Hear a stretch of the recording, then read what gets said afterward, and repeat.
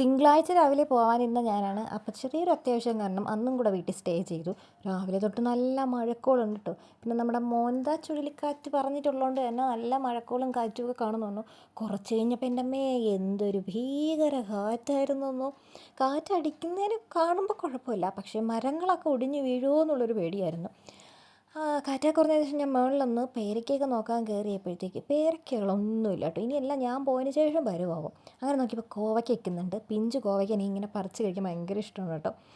അത്രയും പറിച്ച് കഴിക്കാനും പറ്റില്ല, കറി വയ്ക്കാനും വേണമല്ലോ. അപ്പോൾ എന്തെങ്കിലും അമ്മയെ കൊണ്ട് ഉണ്ടാക്കാമെന്ന് ഇങ്ങനെ വിചാരിച്ച് നോക്കി നിന്നപ്പോഴത്തേക്കിന് തിരള് തിന്നാൻ കൊതിയായി.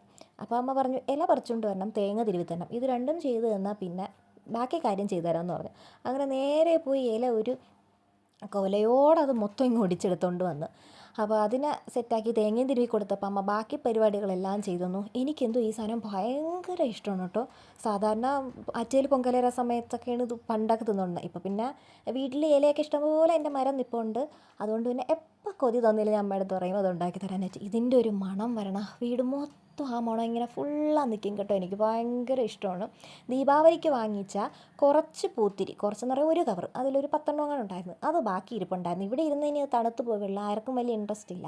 പിന്നെ ഞാനെടുത്ത് കത്തിക്കാമെന്ന് വിചാരിച്ചു. എനിക്കും ഒറ്റയ്ക്കായതുകൊണ്ട് വലിയൊരു ഇൻട്രസ്റ്റ് ഇല്ലായിരുന്നു, പിന്നെ തണുത്ത് പോകണ്ടല്ലോ. അപ്പോൾ പിന്നെ അതിനെ അങ്ങ് എടുത്ത് വച്ചിട്ടുണ്ടായിരുന്നു. ഇന്നലെയൊക്കെ നല്ല തണുപ്പായിരുന്നു, വെളിയിൽ ഇറങ്ങാൻ വയ്യ, അകത്തും ഇരിക്കാൻ വയ്യാത്തൊരവസ്ഥയായിരുന്നു.